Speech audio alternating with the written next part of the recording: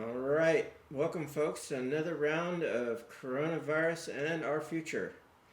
My name is John Holm, and I'm running for the second congressional district of Oregon. And I'm looking for questions that you might have about what's happening, and I'm hoping I can give you some answers of what I would do to help combat this.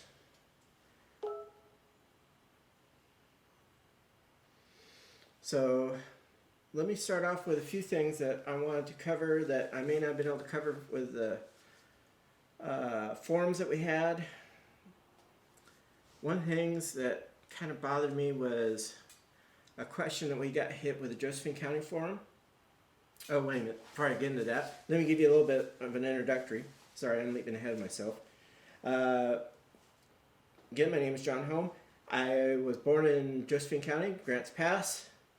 Graduated Hidden Valley High School, 1986. Went to Road Community College for a year for my business, which was a comic book store of all things.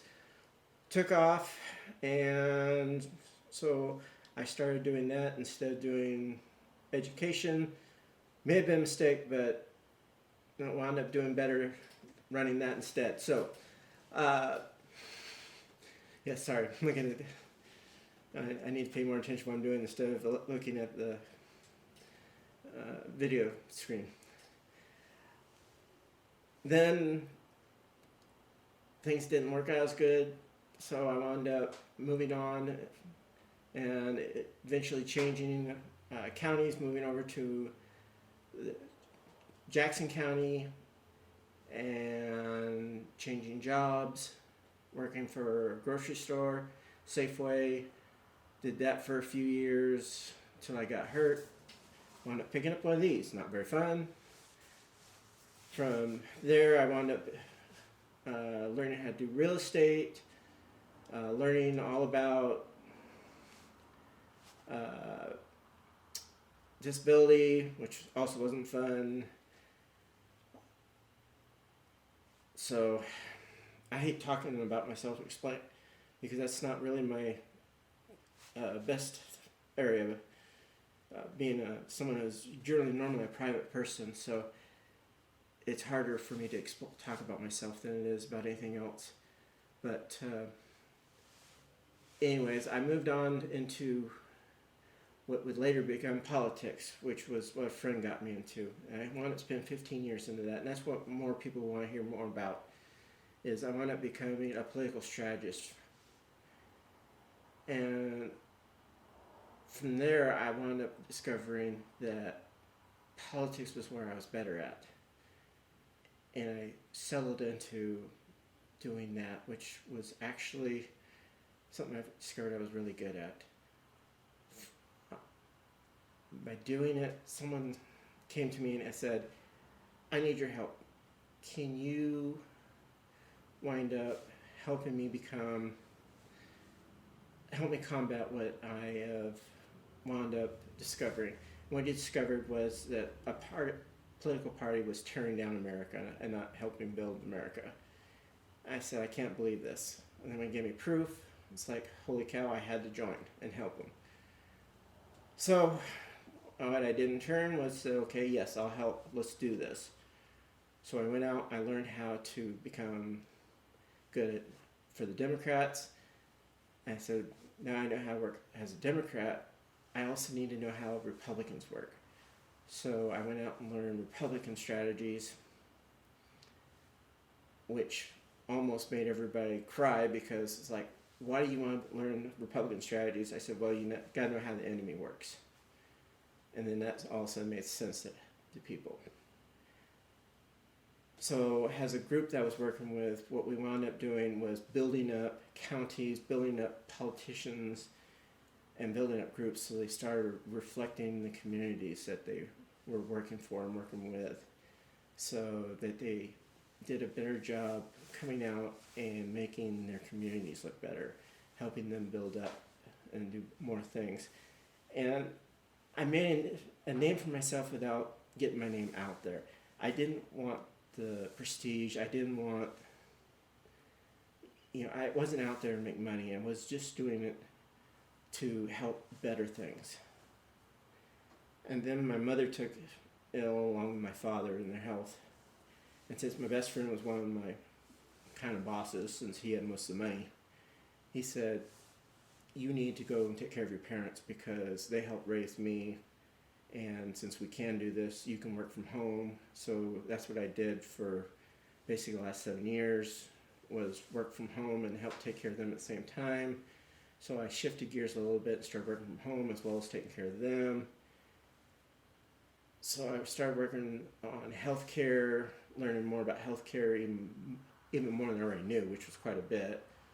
And also started working more on learning ethics and teaching that from home to groups and helping them do even more from that. Plus, when it was needed, I could take off and go on trips with them and do spot checks for. So I became even more specialized in how I was handling things. I would also run out and do fundraisers for them, help them raise money,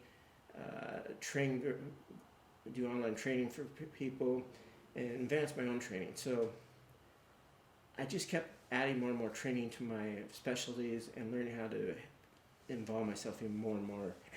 And by staying more at home, I wound up working more and more with the Jackson County Democrats, even harder and harder. So trying to give them any help I could. So finally, wound up where it came in this last year, that we were looking at trying to find someone to train to run for the seat. And came to this July, it's like, well, either we need to find someone that fits the profile to run, or we need to find, who we're going to do it. And my best friend's walking around behind us says, you know what, the best person to run is usually the most reluctant person to run. And then he shoves a mirror in front of me and says, oh look, here, I found one. It's like, rats. I created the profile, I did everything else, and I'm all trained to do this. So I stepped up, and here I am doing the job. So here I am. I'm doing the job. Now, let me take it to the next step from beyond this. As a political strategist, it's been a real different, and being someone that is used to staying in the shadows to stepping out front. I'm not used to being the front person. So it's harder for me to being out there saying, hi there, vote for me, instead of being the person that says, okay, this is what you want to do. Man, talk about, I had to go out and find someone to teach me how to speak better, and I'm still learning how to do that, so I apologize. But I have the strategy, I have the connections already from working not only behind the lines, but also from going to Washington, working with my group and working with other people. And now, I want to use those for you. And that's why I'm here asking for your vote. So, that's a little bit about me. Now I want to answer another question, another thing that was brought up, happened in Josephine County forums that I think needs to be answered real quick. One of the things that was brought up by one of the candidates was, he said that two of us were not really democratic enough at running. We compromised.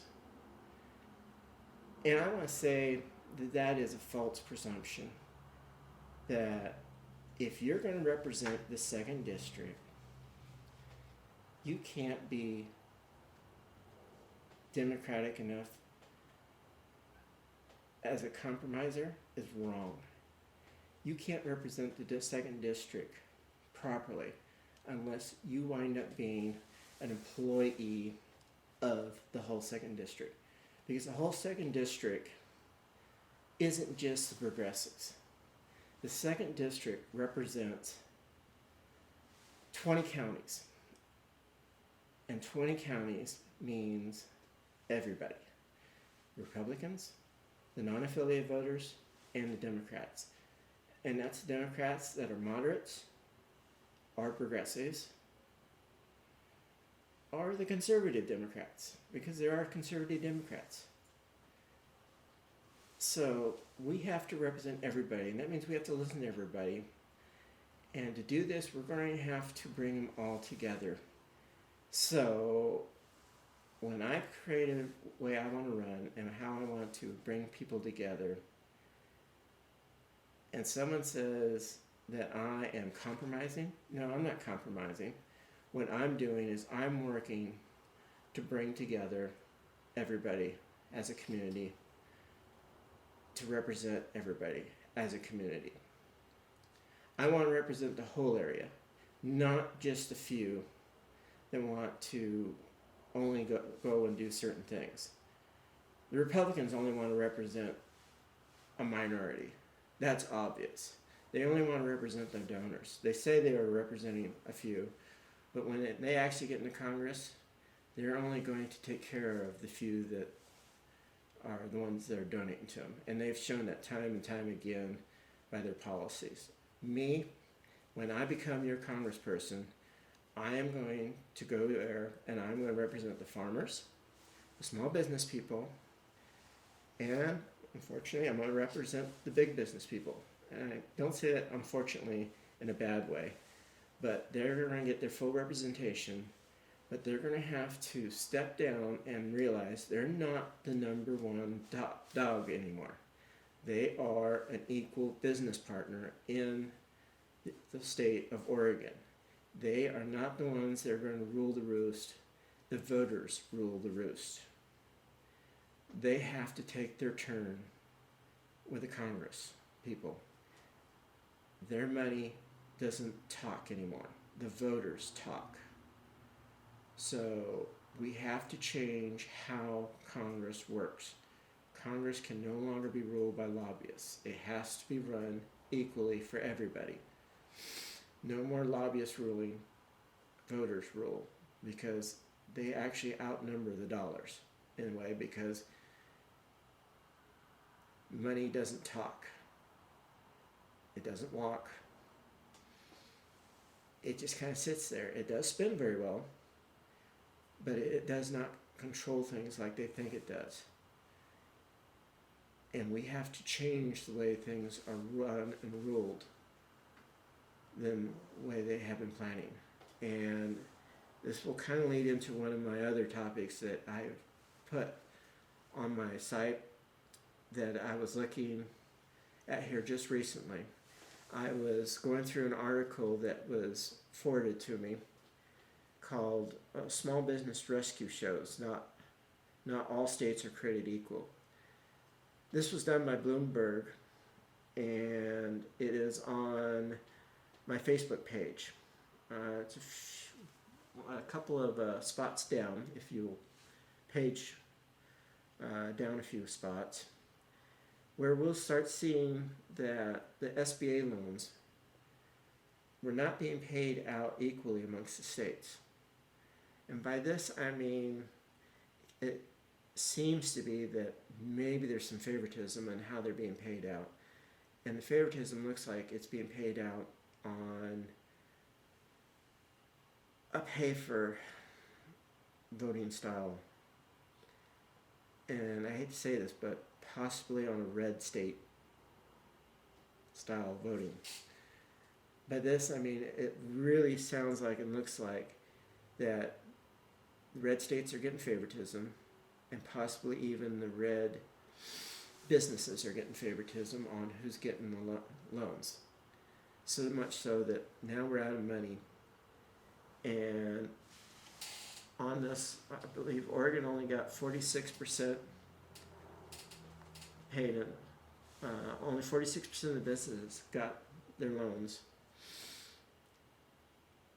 And I'm wondering how many of those loans went to Republican businesses and how many of them went to Democratic businesses.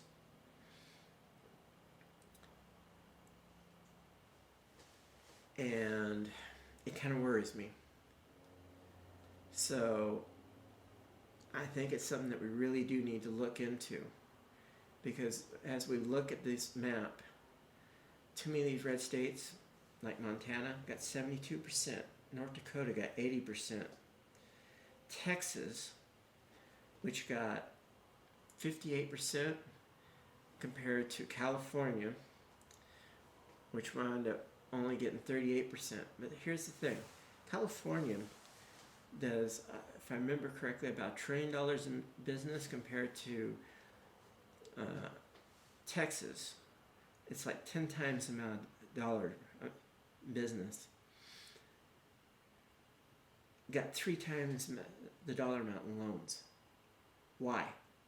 Well, they have more donors. They have more Republican donors. This isn't quite right. And this is showing favoritism, and this is why there is a lot less accountability by this administration. And this is something that needs to be stepped up and more controls put in. And I think that in 2021, when we start running through and going back and looking at the list and seeing how things are done, we are going to have a huge list of problems that are going to show up on businesses, even possibly bankruptcies and stuff, on failure to repay these loans, that are going to be costing banks and the government huge amount of money. And who's going to be holding the bill? You are, the American taxpayers. And that means that a bunch of people are going to be laughing all the way to the bank. And these are all going to be donors that basically went to the Republican tills. And I think that they're probably going to be done on purpose and done in such a way that it was on purposely getting free money out of us. I can't prove it quite yet, but it's looking more and more that it's possible. So please, if you got the time, take a minute, read this report, and follow through. I'm pretty sure that Zachary Miner and Cedric Sam are going to be writing more reports on this in the future. So looking forward if we have any questions coming up at this point. Do we have any questions yet?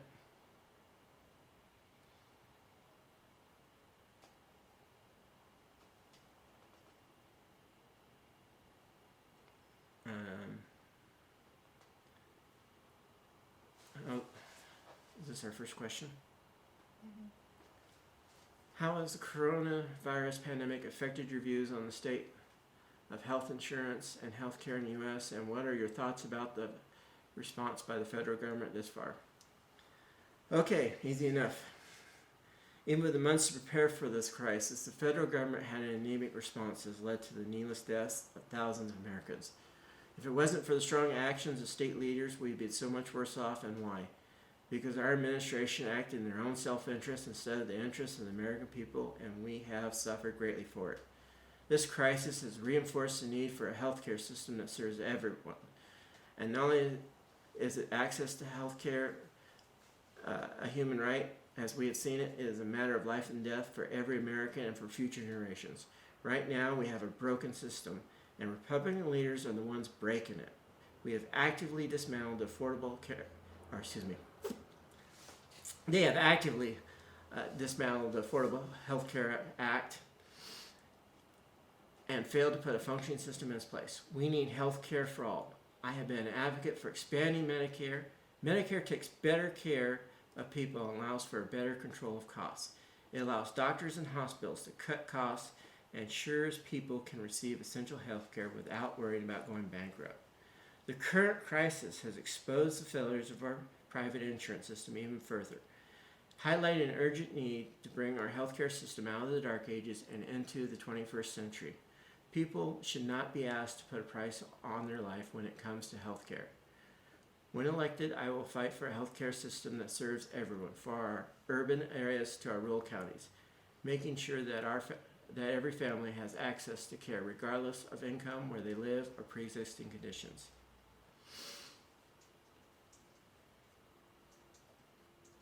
have another question?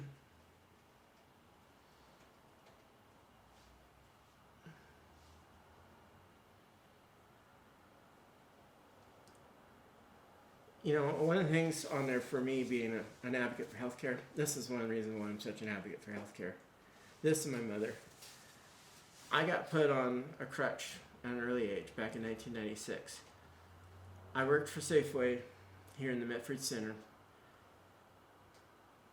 and I started in the 1990s until 96. And when 1996 came along, I hurt my ankle in a freak accident, trying to avoid getting hit below the belt with a cash register drawer and hit my ankle on a shelf, of all things. They made me walk on it for almost 3 hours, and when I finally was able to go to the hospital, my ankle was swollen up like a cantaloupe. By the time I finally got to see someone, I wound up being on 2 crutches. When I finally got to a doctor that actually knew what they were doing, they finally diagnosed it as nerve damage. Of all things, what had really happened was I had a bone that, instead of being like this, was pushed like this against a nerve cluster. I wound up walking on that for a year. And instead of the doctor moving this bone off of it for a year, she left it there. And another doctor wanted to move it. They wouldn't let me do it. I wound up fighting tooth and nail to get that doctor to do it. It was ridiculous. The things I had to go through, I had to get new lawyers, changing, getting away from the one insurance, fighting the state. I had to fight through disability. I had to fight through lawyers. You would not believe all the things it took to get through, to finally get to a doctor that actually fixed my leg and get me down to 1 crutch. Then I went through disability, working my way up to get training, to get a new job. When I got a new job, I actually got well enough that I thought I got off of disability for a short time, became a realtor, was on my feet, on my own for a while. Then I got hit with a car while I was a realtor and got hurt and got put back on disability because of it. Then I had to file an appeal for that. So I've been through appeal claim. Of all things, the judge for that called me up, and fighting through an appeal is nothing. You've never had to go through something like that. It was like pulling teeth. But when the judge finally called me back and said, are you kidding me? Literally, that was the first words I meant. Are you kidding me? Not hello, how you doing? Are you kidding me? And then I had to say, I don't know. And then finally I got him to tell me who he was, what he was, and why he was calling me. And then we went through the rest of the claim as he's talking about it. He finally told me if he ever saw a claim like that he would drive here personally. And this guy was all the way in Atlanta, Georgia. So, but he was a very nice person. Wound up fixing my claim, getting my appeal fixed. After I went through all this trouble with my appeal, I wound up helping other people with appeals. The lady that worked with me through disability was a wonderful person with disability. She actually asked me to help other people with disabilities to do their paperwork. So I wound up helping more people with disabilities, talking with them with their claims, and working one-on-one during this time. It was actually kind of fun, as well as being energetic, keep my mind off what was wrong with me. I feel like I got a knife going up and down my bone constantly from my injury. So it's not like I'm not, people see me walking around. It's not like it just hurts me a little bit. This is a constant pain. So I'm always hurting. But I have been around the bend, and then now I've been through Medicare, one side and down the other for myself. And then my mother I helped them get on Medicare, so I showed them how to do the paperwork for that. Then I helped them figure out how to do when they had to get equipment for their breathing and for other stuff, because I'd already done it for some other people. I had to learn the hard way for that. It's just been a learning experience. So I have 15 years plus just in Medicare, Medicare insurance alone, personal insurance alone, just for that part alone, and then fight my way through for my mother's when she was having a problem with her cancer.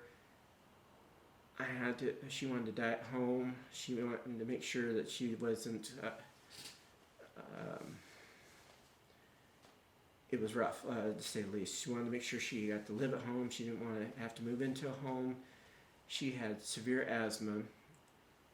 Her asthma medicines, just 6 inhalers, cost $3,000 all by themselves, $500 a piece for each inhaler. Those would put her into what they call the donut hole. The donut hole for Medicare is what you call the do not go hole.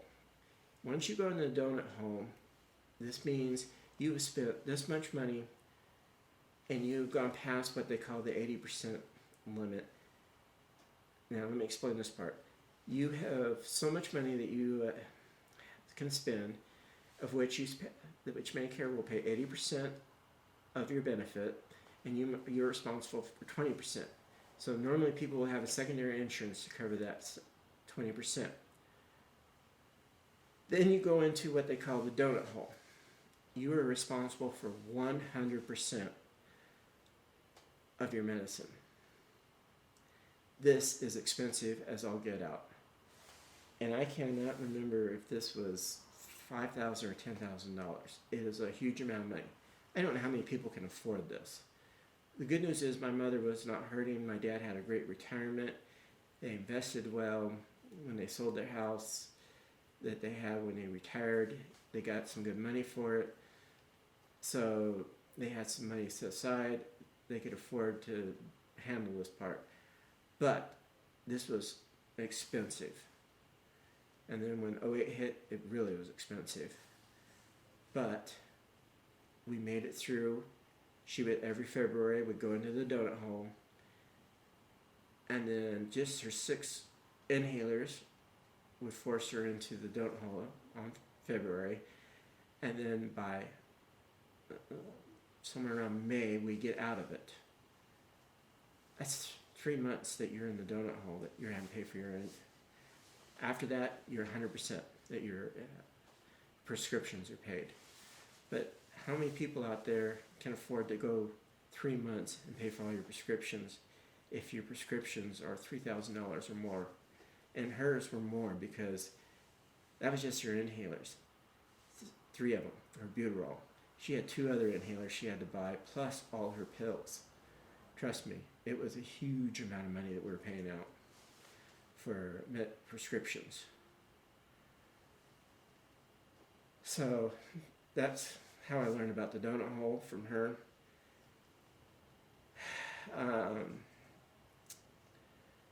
Then when we got into her cancer, I started learning about cancer drugs, chemotherapy. I had to learn about how to do hospice care, how to handle paperwork for Medicare and going through how to handle for that. That is a whole new area for people, and how Medicare takes care of things like this. This is something that when you want a congressperson and you want a single payer system, you need someone that knows in advance what we're going to need to have set up for a single payer system. And if you want Medicare for all, trust me, been here, done that. I'm going to be able to set up for things. So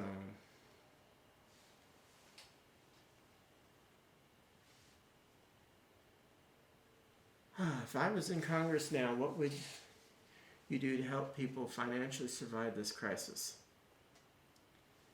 Well, right now, we need to get people checks to supplement the money they're not getting.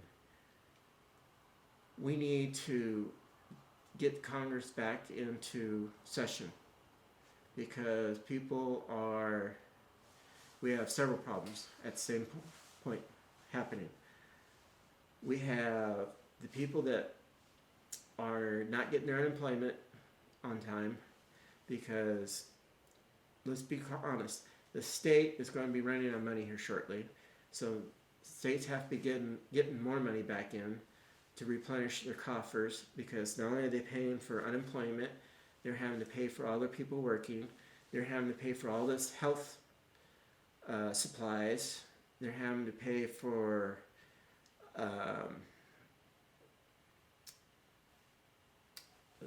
roads, they're having to pay for, they're having to cover everything that their tax money that normally they would be getting in right now, it's not coming in because people aren't working, people aren't paying the taxes because, well, they're not working. They're not doing anything to pay the taxes.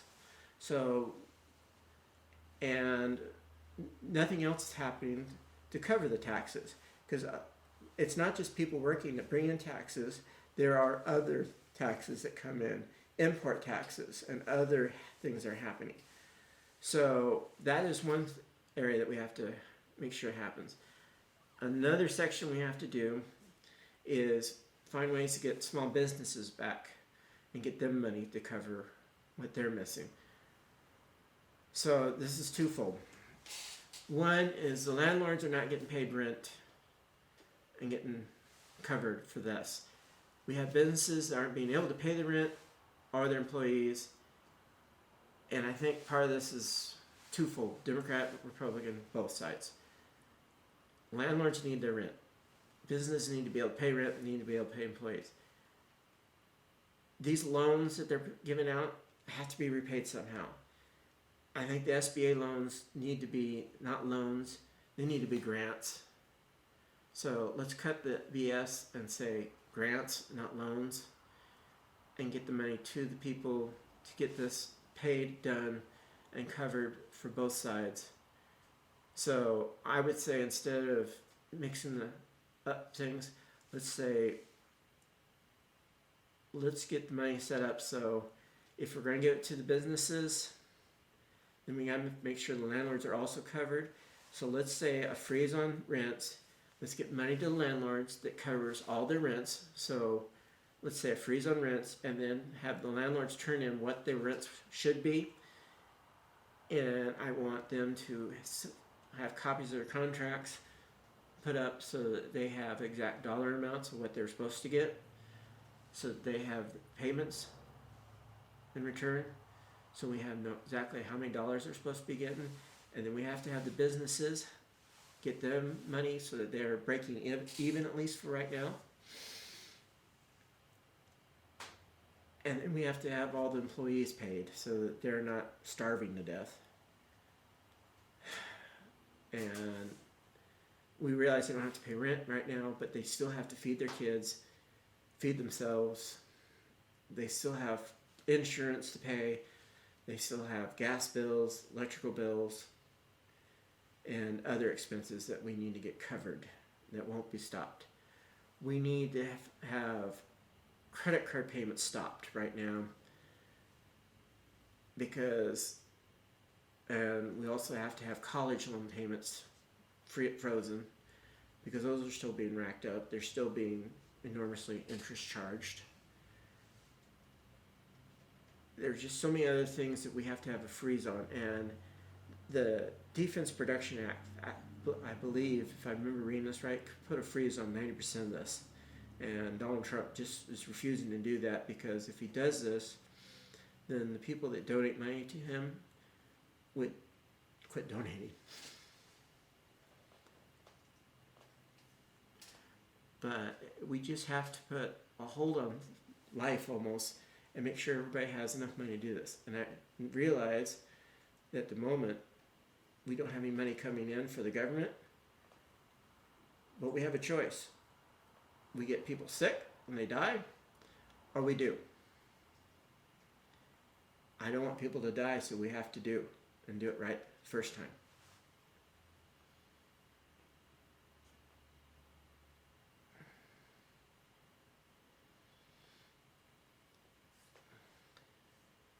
Would I support putting a universal basic income program in place until this crisis is over? An interesting idea. Feasible? Possibly. I would have to look at it to see exactly how it was set up, but yes, I would consider it strongly. But it would have to be covering everybody up to a certain dollar amount, and depending on how much money people had in the bank. Those that have over $1 million in the bank would have to be exempt from it, I would say, because if you've got the funds to float right now, then you have the money to float.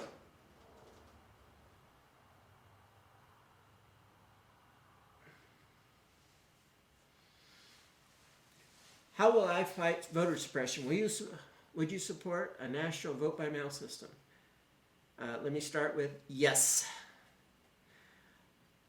Let's put it this way. Oregon can lead by example by this. We have 20 years that show that our voter mail system works. Started out, I believe, with a Republican government in place when we got it started. And it sure as hell worked then. It'll work now. You can't deny that it's working. It is the first step in opening up voting for everybody. And you can't say that it's going to help one side over the other, because if we started out as a Republican and it still worked back then it's going to work, period. The more people we have voting, then the better it is for everybody. I know that some are going to say, oh, it's going to allow too many people to cheat. No, it doesn't. There's no way to prove what you're saying. And no matter how you try to do it, you can't prove it. But it will open the way to allow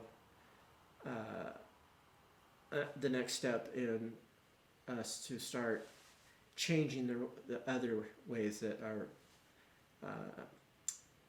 suppression is being done, so that we can go in and prevent polling places that are shortchanged, in hours, and voter ID laws. We can start fixing that issue.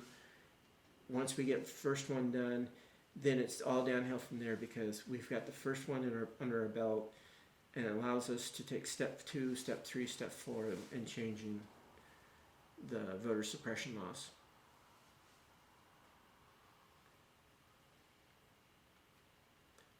Do I support a new Green Deal? Oh, hell yes. Pardon my French. My father came across a report back in the 70s that was done by a power company. I don't know if it was done by the power company, but it was done for the power company, that showed that Oregon could be a power battery, a natural power battery for the whole West Coast. If we had started changing over to hydro, solar, and wind generators back in the 70s. Our technology was not good back then. Imagine what we could do with today's technology. Now, if we started getting grants for farmers so that they could start changing over their current power consumption from the power companies to get them generators for solar and wind, and then additional generators as well to add for income generators, and use that on the farm bill. That would cut down their costs, give them an extra income generator, and would give them some extra cash to be able to do other areas of improvements. So it's just one step that I would take to help improve Oregon's green area. The next step would be to try to get a green fast track rail going here. If we have a commuter rail that's all green for the whole West Coast, then what we're looking at here is a way to get more cars off the road. We are looking at ways to create community where people are being able to travel from Seattle all the way down to Los Angeles in one day for an inexpensive price. They'd be able to travel from the east side all the way to the coast for an inexpensive price in less than a day. People would be able to travel anywhere they wanted to get health care, to get education. It would be fast, it would be inexpensive. It would also take away problems that we have due to weather. It would also increase all the towns and the cities' businesses, because you would have more ability for tourists. You would have more small businesses. We would have greater flow of traffic due to tourists. Your hotels would have more people staying for overnights. Think of your farm to table restaurants increase, your regular restaurants increase. And then also you'd have to have an increase in your Ubers, your other public transportation. So you want to be looking at more green, more green style public transportation areas for that. It just kind of grows, and you might say, in a way of a rock slide, if you do this. And what it does is it creates your community and makes it grow even more by creating more public awareness around you. And those are just two of my ideas. What would I do to improve public education? Start off with, I would start improving the funds for K through 12. Our kids are diamonds in the rough, and we need to make them shine like the gems they are. Our teachers are like jewelers, and if we don't get them to take our kids and inspire them to be the best that they can be, then we're not doing the job right. And lately, that just hasn't been done. We need to get them to inspire the kids to a point where they do the best they can. And if you don't pay, oh my God, my father always used to say garbage in, garbage out. If you're not paying the teachers a good wage, then why are they going to do a good job? I mean, you get what you pay for. And as most communities will say, will have to acknowledge, you don't pay your teachers a good pay, then you're not going to get a good job. So, and then the next step is you have to increase your give them good tablets. You have to increase your Wi-Fi, your internet, because this coronavirus has taught us we have to have better materials. We have to have increase the technology, because it's a Wi-Fi world. Even farming is starting to use technology. Everything is getting more advanced. We are starting to expand in everywhere with technology, whether it be cooking, whether it be farming, no matter what you do, what you look at, unless you're Amish, technology is everywhere. So we have to start looking at advancing how we are going with our schools. And then from there, we have to look at the next step, which is 8 through 12. We have to look at taking our students to the next step, which should be preparing them for college, preparing them for trade schools, preparing them for possibly the military. But we should have maybe an intermediate, I hate starting to say that word, but something where they could even try, we tried doing it here, where you could have trial trade school, sorry, I'm at a loss for words, what it's called, but a training school where they could cross-train with trade schools. So learning how to do some plumbing skills, learning how to do some electrical skills. There's nothing wrong with that. It gives them a taste for it to see if that's something you want to do. If they learn in advance, then it's that much one step closer. Maybe that isn't their cup of tea. Then they're going to want to go into maybe a more advanced college. Maybe they want to go in the military instead. But give them that chance to try. And then also we need to make sure the kids have some other skills from high school. And that is, how many people when they graduate from high school, you had to do rental contracts, you had to do a school loan, you had to do taxes. We need to give our kids the next step in life and life lessons. I want to see us taking our next steps in learning and getting prepared for them to step out into the real world. And finally, when it comes to college, I want to see us give them a real college education. I want it to be paid for. And to do that, we're going to have to be ready to change our tax system so that the 1% is starting to pay their real dues. I have some ideas on how to make them start doing that. And if we start having them pay their actual taxes, as I put on johnhomeforcongress.com, we can actually start offering free schooling.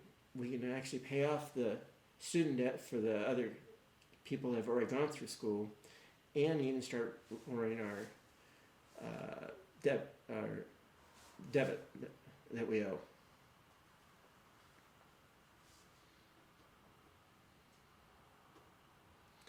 How will you make sure jobs are protected if progressive climate policies are put in place? Well, that's not hard. How will you make sure jobs are protected? It's just like unions do. When you're protecting the planet, you've got to make sure, okay, when you take one job for somewhere else, you got to make sure you replace it with another job. No ifs, ands, or buts. You can't take something away without replacing it. And I firmly believe that. So let's say if I'm going to take something away here in Oregon and say Ben, and I'm going to take it away because I'm building a job here in Medford, I want to make sure that I'm replacing that job in Ben with something else. So the first thing I'm going to do is find out what I took away in Ben and try to find a different green job to replace it with, something that's just as good or even better. So I have to go there and see what I can replace it with and how to fix it and do it even better than what we did. So it's kind of a trade-off. There are always ways to fix things and trade it off and make it better. But it's a matter of stepping back and looking at what you did and how you're doing it, and taking an extra 5 minutes to know what you're doing to do it in the first place. It's not a matter of rushing through things willy-nilly. It's a matter of taking the time to make sure you do it right the first time. Hopefully that answered the question. So hopefully I haven't been here too much. So I want to thank everybody for letting me talk with you. And let me just say this. My mother raised me with an understanding that politicians are supposed to be employees of the people, for the people, and by the people. I'm working for all Oregonians to build communities and to build a better Oregon. We have been divided for too long, and I feel we can rebuild our economy and our future and come back together as neighbors and reinvigorate the spirit of our community. My name is John Home, and I'm asking for your support to build a better Oregon together. Thank you.